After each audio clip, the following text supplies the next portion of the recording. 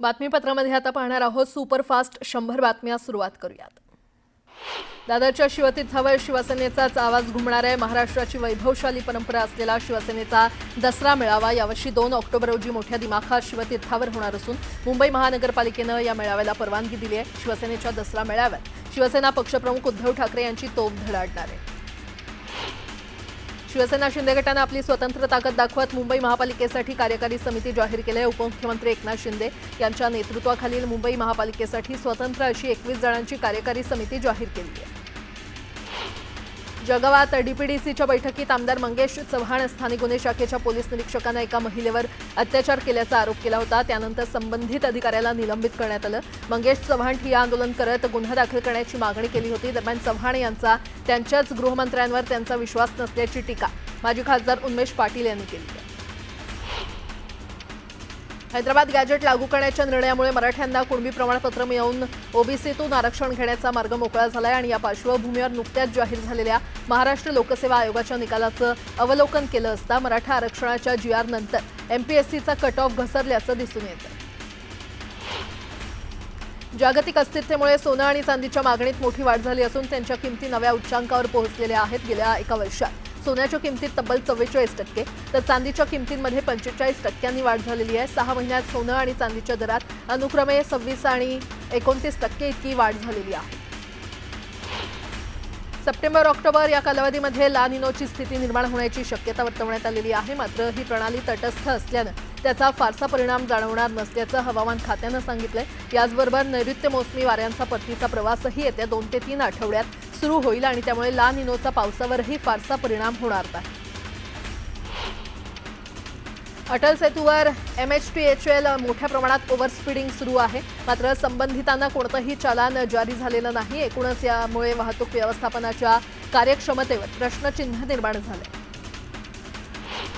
बोरिवली येथील संजय गांधी राष्ट्रीय उद्यान परिसरातील पर्यावरण संवेदनशील क्षेत्रासाठी झोनल मास्टर प्लॅन तयार करण्याची प्रक्रिया अंतिम टप्प्यात आहे। महापालिकेने त्याकरता नागरिकांना हरकती आणि सूचना नोंदवण्याचं आवाहन केलं।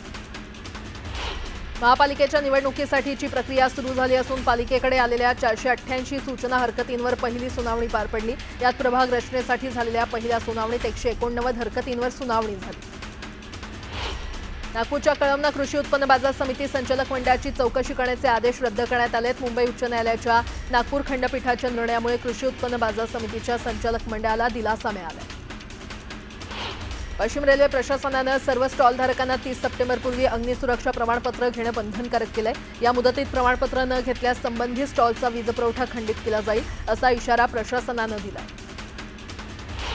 मध्य रेल्वेने एप्रिल ते ऑगस्ट या 8 महिन्यांच्या कालावधीमध्ये 17,19,000 विना तिकीट प्रवाशांवर कारवाई केली। या फुकट्या प्रवाशांकडून 100,50,00,000 रुपयांचा दंड वसूल केलाय। ऑगस्ट महिन्यात 2,76,000 विना तिकीट प्रवाशांवर कारवाई केली आहे।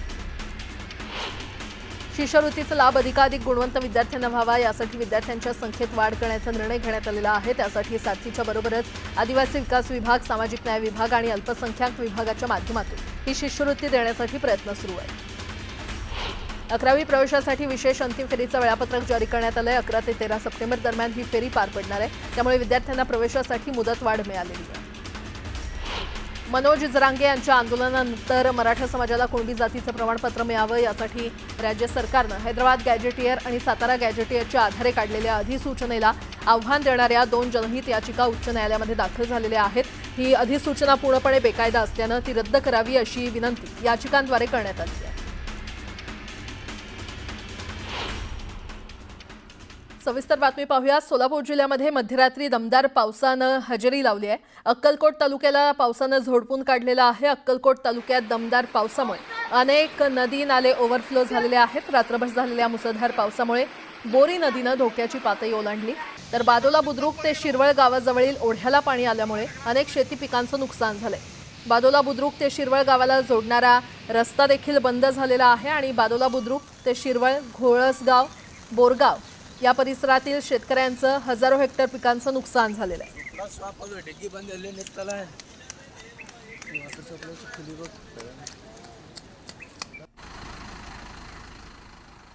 पुन्हा एकदा बातम्या वेगवान स्वरूपात।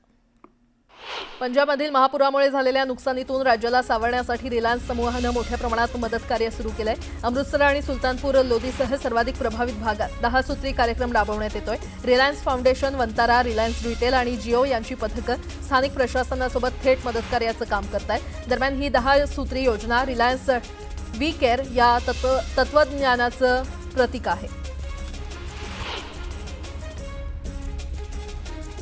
धाराशिव जिल्ह्याला अतिवृष्टीचा जोरदार तडाखा बसलेला आहे। धाराशिवच्या 23 मंडळातील 2 लाख हेक्टरपर्यंत शेतीचं नुकसान झालंय। पंचनामे पूर्ण झाल्यावर शासनाकडे मदतीसाठी प्रस्ताव पाठवला जाणार असल्याची माहिती कृषी खात्याच्या अधिकाऱ्यांनी दिली आहे।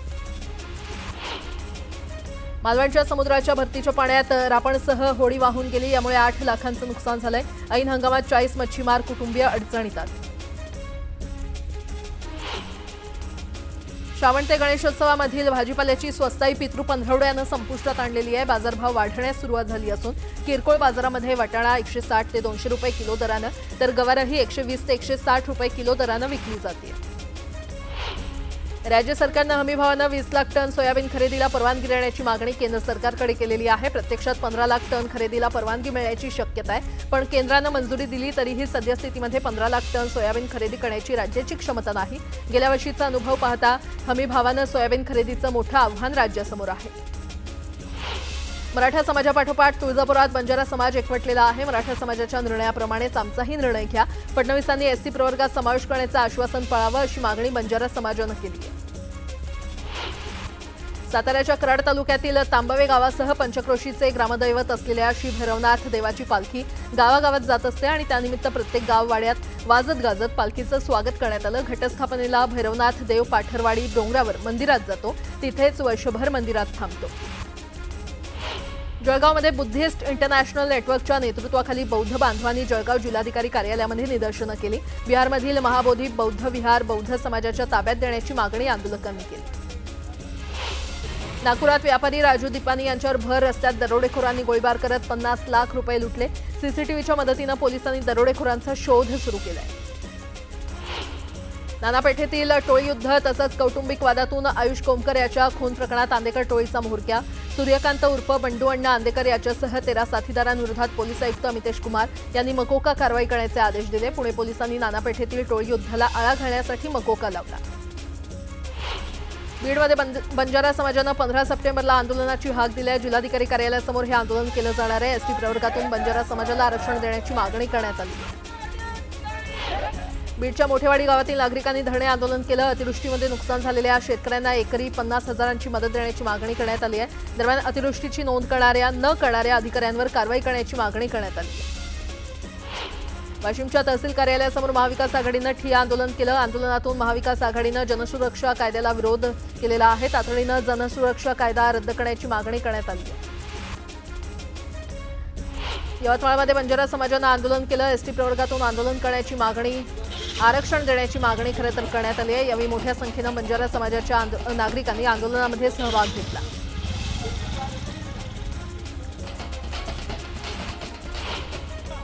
बीडमध्ये गेल्या 2 दिवसांपासून महसूल कर्मचाऱ्यांचा संप सुरू आहे आणि यामुळे कामं खोळंबल्यानं सर्वसामान्य नागरिकांना नाहक अडचण सहन करावी लागते।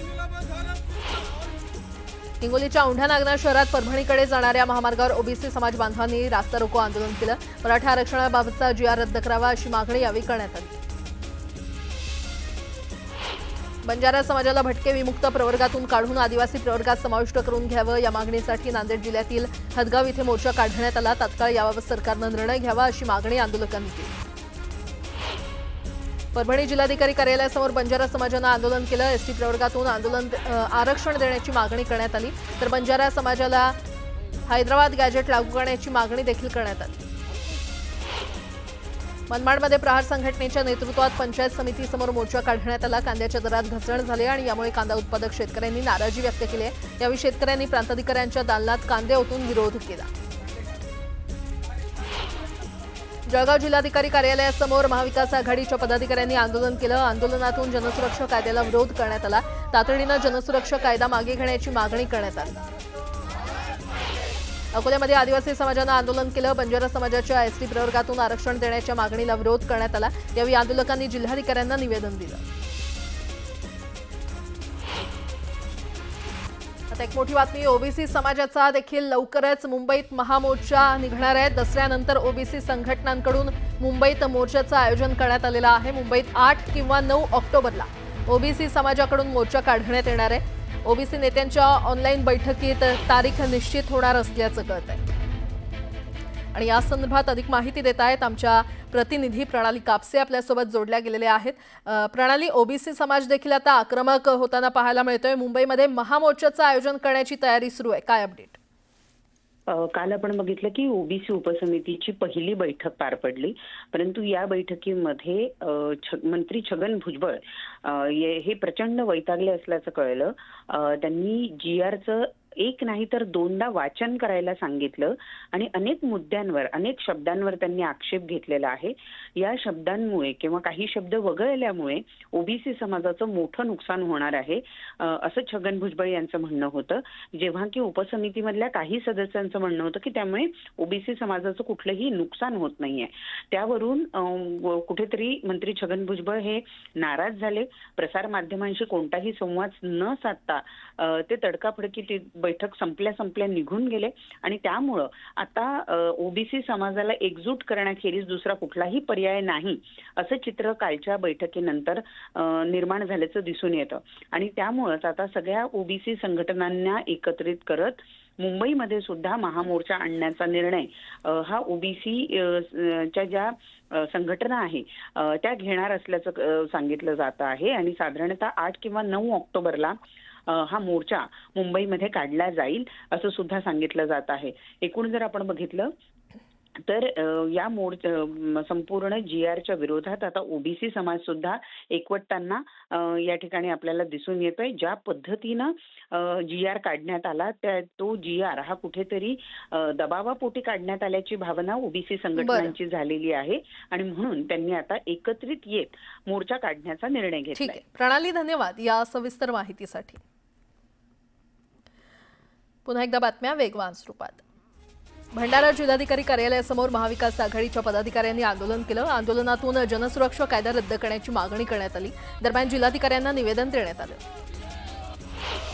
वर्धा शहरात जनसुरक्षा कायद्याविरोधात आंदोलन करण्यात आलं। तातडीनं जनसुरक्षा कायदा रद्द करण्याची मागणी यावेळी करण्यात आली। जोरदार घोषणाबाजी देखील करण्यात आली।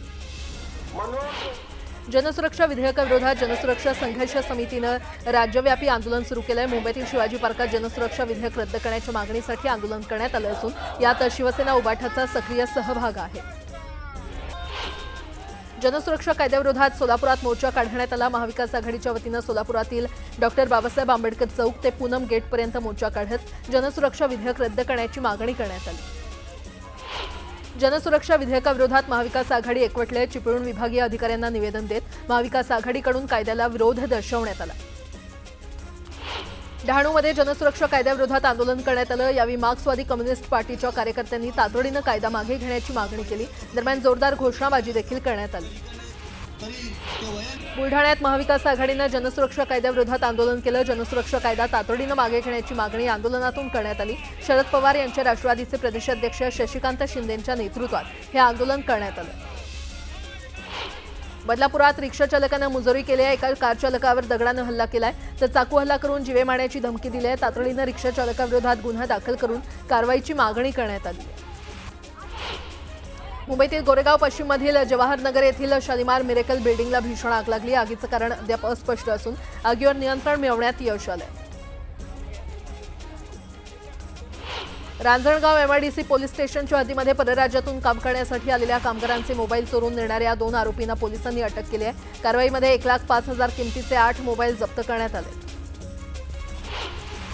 पुणे जिल्हा परिषदेचे माजी अध्यक्ष देवराम लांडे यांच्या वाढदिवसानिमित्त जुन्नर शहरात काढण्यात आलेल्या मिरवणुकीदरम्यान अपघात झाला। डीजेच्या वाहनाचा ब्रेक फेल झाल्यानं ढोल ताशे पथकातील 4 ते 5 जणांना या वाहनानं चिरडलं।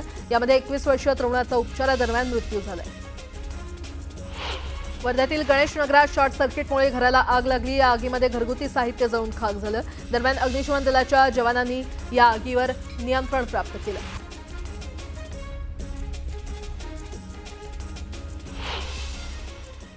एक सविस्तर बातमी. राष्ट्रीय स्वयंसेवक संघाचे सरसंघचालक डॉक्टर मोहन भागवत यांचा आज 75वा वाढदिवस आहे. डॉक्टर मोहन भागवत यांच्या वाढदिवसाच्या पूर्वसंध्येला आध्यात्मिक गुरु श्री श्री रविशंकर यांच्या हस्ते डॉक्टर भागवत यांना नंदीची मूर्ती भेट देऊन अभिनंदन करण्यात आलं. या सोहळ्यात मोहन भागवतांनी देवभक्ती आणि देशभक्तीच्या मुद्द्यावरून भाष्य केलं. देवभक्ती आणि देशभक्ती हे जरी वेगवेगळे दिसत असले तरी आपल्या भारत देशात हे दोन्ही वेगवेगळे नसून एकच आहेत असं ते म्हटले. आध्यात्मिक गुरु श्री श्री रविशंकर यांच्या नागपुरातील महारुद्र पूजन सोहळ्यात मोहन भागवत यांनी हे विधान केलं. देवभक्ति और देशभक्ति थोड़ा अलग अलग दिखता है, इसलिए दो शब्द उपयोग में लाते हैं, लेकिन वास्तविकता यह है कि हमारे देश में, भारत में, ये दो अलग नहीं है.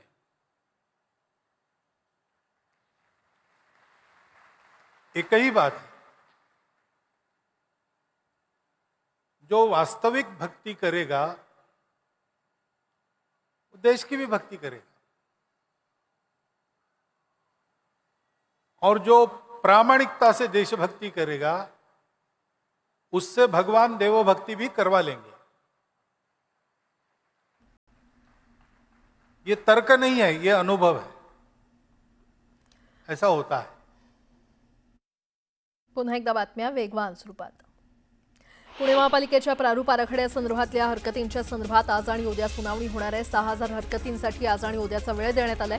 एवढ्या मोठ्या प्रमाणात हरकती आल्यानंतरही प्रशासनानं केवळ 2च दिवस सुनावणी ठेवल्यानं हरकतदार नाराजी व्यक्त करतायत.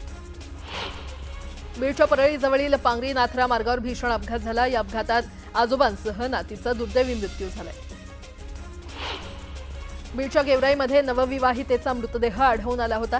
सासरच्या जाचाला कंटाळून आत्महत्या केल्याचा आरोप विवाहितेच्या माहेरच्या लोकांनी केला होता. दरम्यान या प्रकरणातील आरोपींना अटक करण्याची मागणी मृत विवाहितेच्या आईवडिलांनी केली. केंद्र सरकारच्या स्वच्छ हवा सर्वेक्षण 2025 मध्ये जळगाव शहरानं देशात 26वा क्रमांक पटकावलेला आहे. 3 ते 10 लाख लोकसंख्येच्या गटातील 42 शहरांमध्ये जळगावनं 200 पैकी 166 गुण मिळवत आपल्याला ठसा उमटवलेला आहे. अमरावतीनं या श्रेणीमध्ये पहिला क्रमांक मिळवला असून लातूर, सोलापूर सारखी शहरं जळगावच्या पुढे आहेत. बोलेगावमधील चिंतामणी पोलीस कॉलनी आणि धर्मवीर चौक परिसरात नागरिक आक्रमक झाले. महानगरपालिकेसमोर बेमुदत उपोषण आणि हलगीनाद आंदोलन सुरू करण्यात आले. ड्रेनेज लाईन आणि खराब रस्त्यांमुळे नागरिक संताप व्यक्त करत आहेत. अहिल्यानगरच्या कर्जतमध्ये एकलव्य संघटनेच्या वतीनं तहसील कार्यालयावर मोर्चा काढण्यात आला. नागरिकांच्या विविध मागण्यांसंदर्भात हा मोर्चा काढण्यात आला. नागरिकांच्या वतीनं तहसीलदारांना विविध मागण्यांचं निवेदन देत उपाययोजना करण्याची मागणी करण्यात आली. कापसावरील आयात शुल्क हटवल्याच्या केंद्र सरकारच्या निर्णयामुळे देशांतर्गत कापूस उत्पादक शेतकऱ्यांवर दर घसरण्याचं संकट निर्माण झालेलं आहे. त्यातच सीसीआयच्या निविदा प्रक्रियेतील जाचक अटींविरोधात देशभरातील 4000 जिनसपैकी 98% जिनसनं बहिष्कार टाकलाय आणि यामुळे कापसाची कोंडी होण्याची मोठी भीती निर्माण झाली आहे. शेतकऱ्यांच्या कर्जमाफीसाठी नांदेडमधील सामाजिक कार्यकर्त्यांना मुख्यमंत्री देवेंद्र फडणवीस यांना रक्तानं पत्र लिहिलं. लक्ष्मीकांत कदम असं या सामाजिक कार्यकर्त्याचं नाव असून कर्जमाफीची तात्काळ अंमलबजावणी करा अशी मागणी या पत्रातून करण्यात आली. भंडारा जिल्ह्यात जुलै आणि ऑगस्ट महिन्यात झालेल्या अतिवृष्टीमुळे मोठं नुकसान झालंय. 2589 हेक्टर क्षेत्रातील पिकांचं नुकसान झालंय. 4,33,25,450 रुपयांच्या आर्थिक मदतीसाठी अहवाल पाठवण्यात आलाय. मावळच्या वडगाव परिसरात एका विद्यार्थिनीला शाळेतून घरी सोडल्याच्या कारणावरून वाद झाला. यामध्ये एका तरुणावर गोळीबार करण्यात आला. या प्रकरणात गुन्हा दाखल करण्यात आला. जालन्यामध्ये वाहतूक पोलिसांनी तब्बल 30 अल्पवयीन वाहन चालकांवर कारवाई केलेली आहे. पोलिसांनी पालकांना बोलावून वाहन चालवण्याबाबत समज दिली आहे. यापुढे वाहन चालवायला दिल्यास कठोर कारवाईचा इशारा देण्यात आला.